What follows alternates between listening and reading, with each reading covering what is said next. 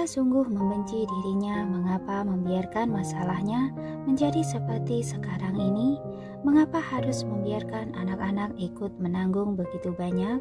Daniel yang berkuasa di dunia bisnis mengapa tidak bisa mengurus sebuah keluarga dengan baik. Papi, Carlos menarik celana Daniel dan bertanya dengan cemas, apa sebenarnya yang terjadi? Papi cepat, beritahu aku.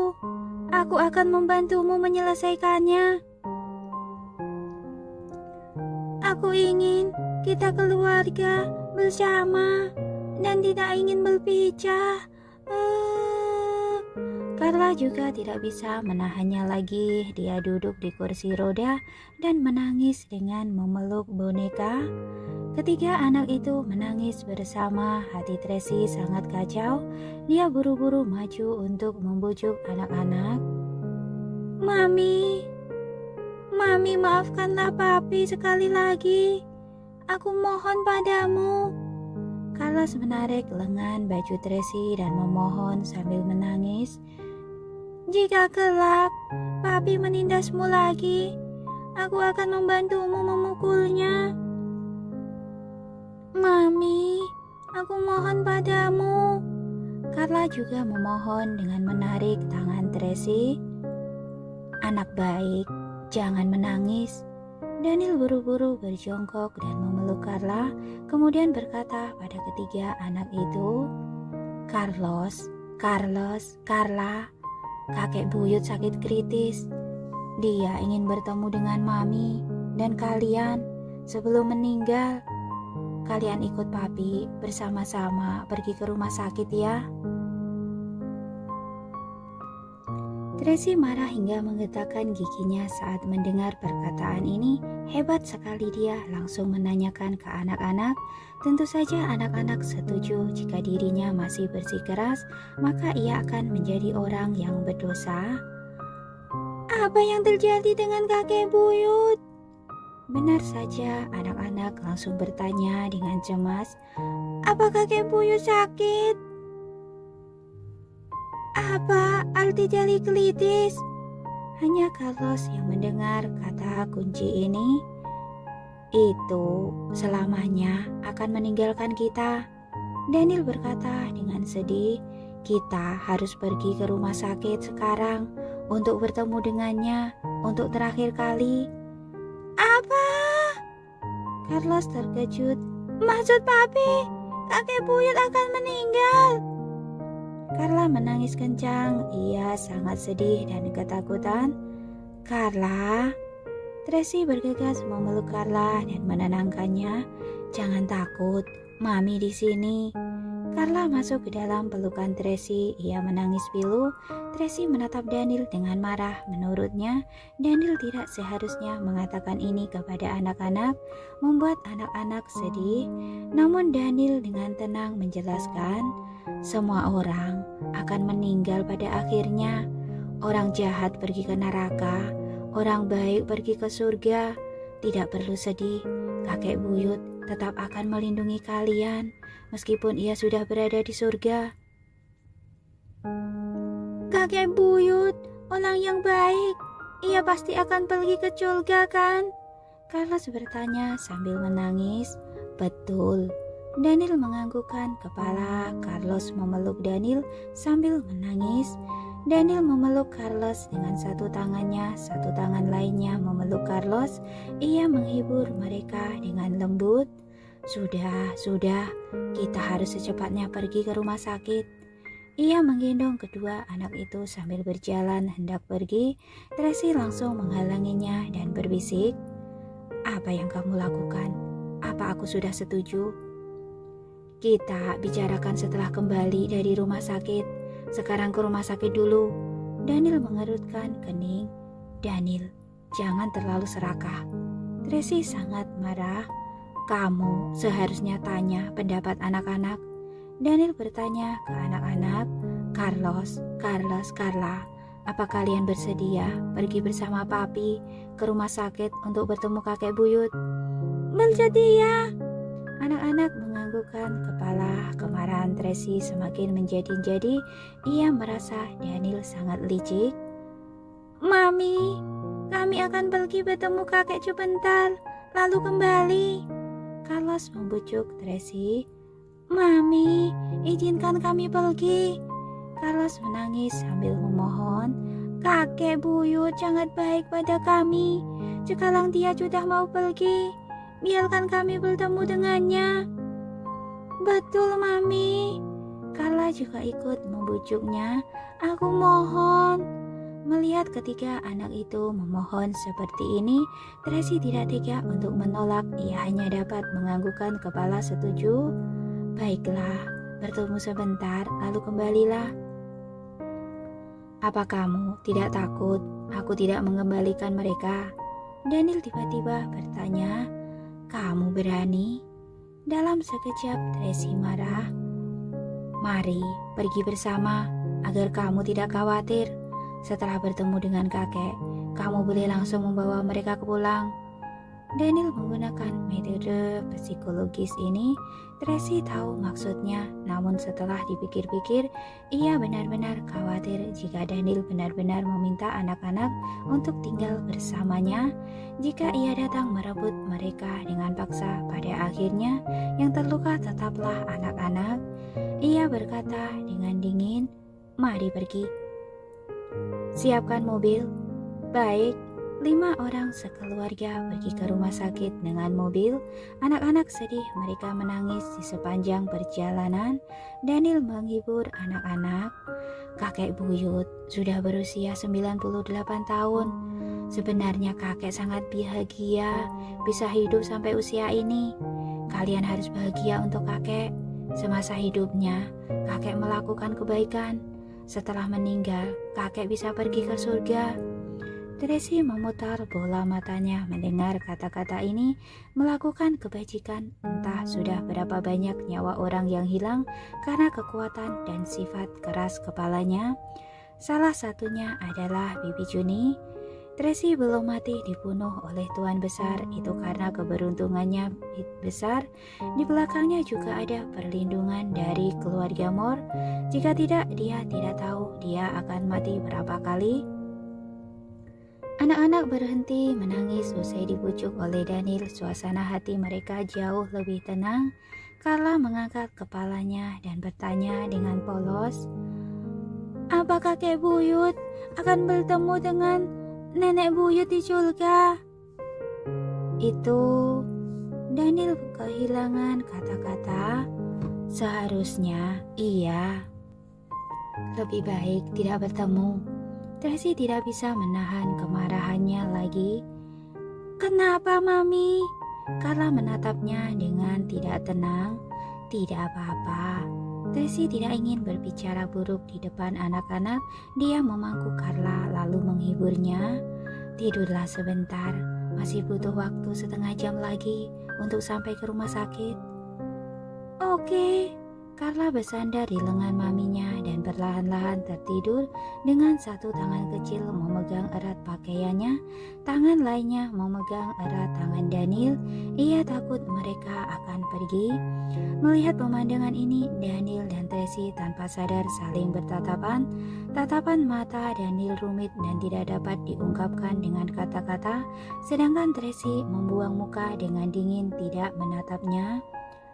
Papi, aku juga ingin tidur. Carlos masuk ke dalam pelukan Daniel. Tidurlah. Daniel memeluknya, membujuknya untuk tidur.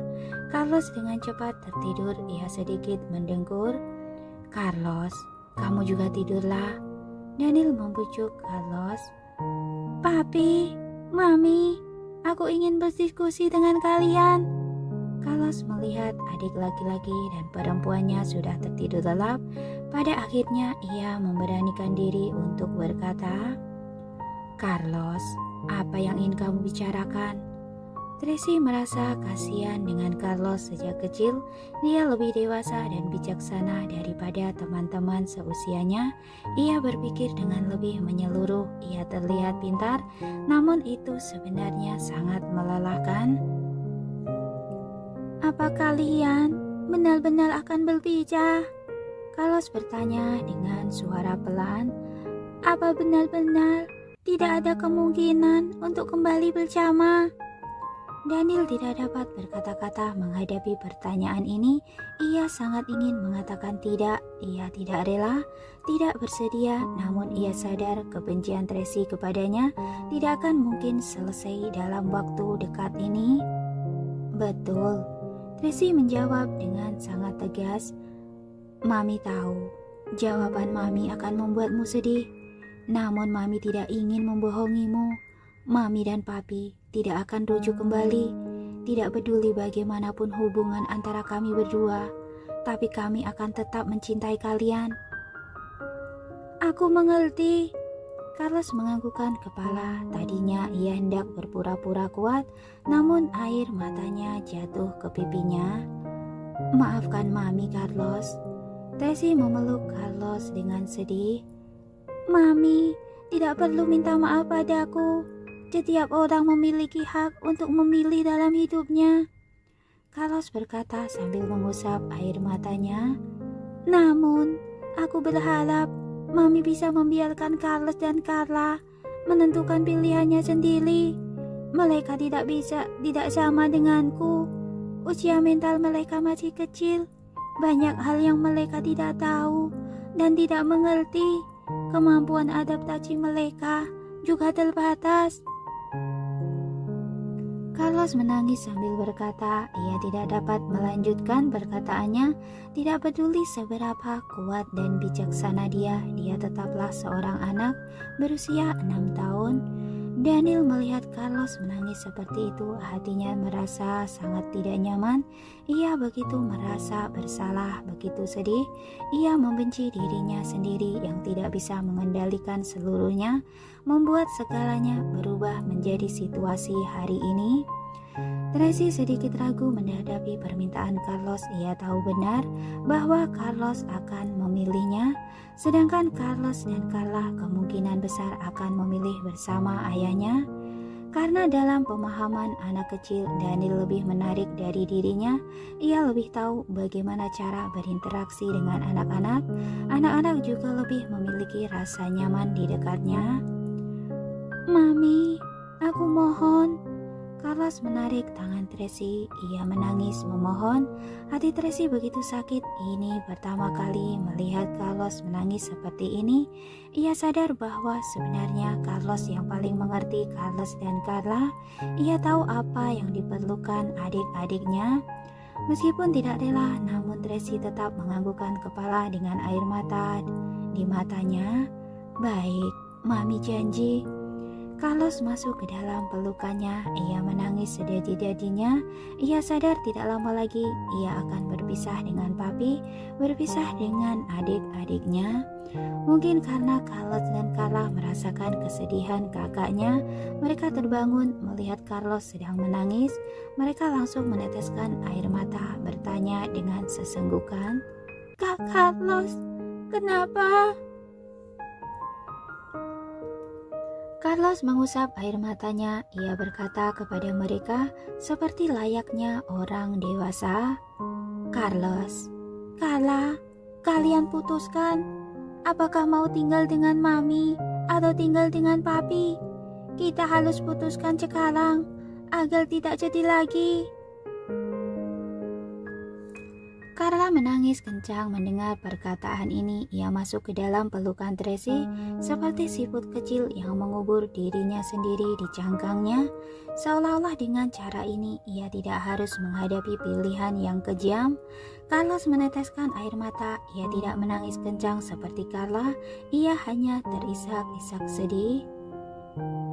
"Carlos, tidak apa-apa. Kalian boleh memutuskan nanti malam." Daniel tidak tega memaksa anak-anak. Ia buru-buru berkata, "Sebenarnya beberapa waktu ini kalian boleh tinggal dengan Mami di sana. Tunggu sampai Papi menyelesaikan semua urusan. Putuskan sekarang." Tracy begitu tegas. 3 hari lagi aku akan kembali ke Embron. Tidak ada waktu untuk berpikir lagi. Lebih baik sakit dalam waktu jangka yang singkat daripada sakit dalam jangka waktu yang panjang. Dalam sekejap Daniel tercengang mendengar perkataan ini. Ia akan kembali ke Emron. Tidak heran jika hari ini ia mati-matian menolak bertemu Tuan Besar. Ternyata ia sudah merencanakan semuanya. Apakah Tracy benar-benar akan memutuskan hubungan dengannya? Mami, Carlos menarik tangan Tracy. Ia menangis histeris. Jangan begini. Aku tidak mau kalian berpisah. Aku ingin kita sekeluarga tinggal bersama. Itu tidak mungkin, Carlos. Air mata Tracy mengenang di matanya. Ia bahkan berkata dengan kejam, Papi dan Mami tidak mungkin bersama. Kalian harus pilih salah satu. Carlos tidak dapat menahan tangis histerinya. Jangan menangis lagi. Carlos mengerutkan kening. Biar aku yang pilih terlebih dahulu. Aku pilih Mami. Ia sangat tegas, sedikit pun tidak ragu-ragu. Hanya saja ia tidak berani menatap mata Daniel. Daniel menatap Carlos, tidak ada maksud menyalahkan atau keraguan dalam sorot matanya. Hanya ada rasa kasihan dan bersalah. Carlos, kamu pilih. Carlos bersikap seperti kakak tertua. Ia langsung memberikan instruksi. Aku hitung sampai 3. Kamu harus mengatakan pilihanmu. Ia yang paling bisa menghadapi Carlos dan Carla tidak mau.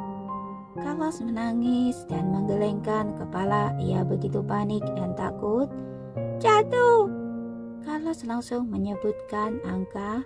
Tidak, jangan dulu aku pilih. Aku tidak bisa memilih. Carlos menangis histeris dan panik. 2. Carlos tidak peduli dengan suasana hatinya. Carlos, jangan. 3. Carlos meneriakkan angka ini. Jika tidak memilih, maka kamu dianggap otomatis memilih Mami. Papi, aku pilih Papi. Carlos terburu-buru menjawab. Jawaban itu keluar tanpa pikir panjang, seolah mengatakan pilihannya. Ia terburu-buru menatap Tracy. Mami, maafkan aku. Walaupun sesuai dengan perkiraannya sejak awal, namun Tracy tetap merasa sedih dan kehilangan. Ia berusaha keras untuk tetap tersenyum dan berkata dengan lembut, tidak apa-apa Carlos, meskipun kamu tinggal bersama Papi, Mami akan sering datang untuk bertemu denganmu. Carlos tidak berani mengatakan sepatah kata pun. Ia menatap Carlos dengan gugup. Yang Mami katakan benar. Carlos sangat tenang. Apapun pilihanmu itu tidak salah. Kita hanya tinggal di tempat yang berbeda. Tidak akan mempengaruhi hubungan kita. Iya, Carlos baru bisa tenang. Carla melihat pemandangan ini dengan bingung, namun kegugupan dalam hatinya perlahan mulai berkurang. Ia menatap Tracy dengan takut-takut, seperti ada yang ingin ia katakan, namun tidak berani ia katakan. Carla, giliranmu. Carlos menatap Tracy. Kamu pilih Mami atau pilih Papi? Apakah aku perlu hitung mundur? Aku pilih Papi. Suara Carla begitu kecil, sekecil suara nyamuk, namun semua orang bisa mendengarnya. Ia menundukkan kepala, tidak berani menatap Tracy. Ia memutar-mutar jarinya sambil menangis dan berkata, Mami, Carla mencintai Mami, tapi Carla tidak mau pergi ke negara Emlon. Carla mau tinggal di kota Bunaken. Mami mengerti. Tracy memenggangi wajah mungil Carla, mengusap air mata pada wajahnya, namun air mata mengalir di wajahnya sendiri. Tidak apa-apa, Mami akan meminta tabib Hansen untuk tinggal dan mengobatimu. Setelah kamu sembuh, Mami akan kembali menemuimu. Tidak bisa. Daniel buru-buru berkata, kamu juga sedang berobat. Kamu dan Carla tidak boleh berpisah. Ia ingat dengan jelas perkataan tabib Hansen, pengobatan Tracy membutuhkan waktu 3 bulan, harus berturut-turut dilakukan, tidak boleh berhenti. Jika tidak, segala macam pengobatan yang sudah dilakukan sejak awal akan sia-sia.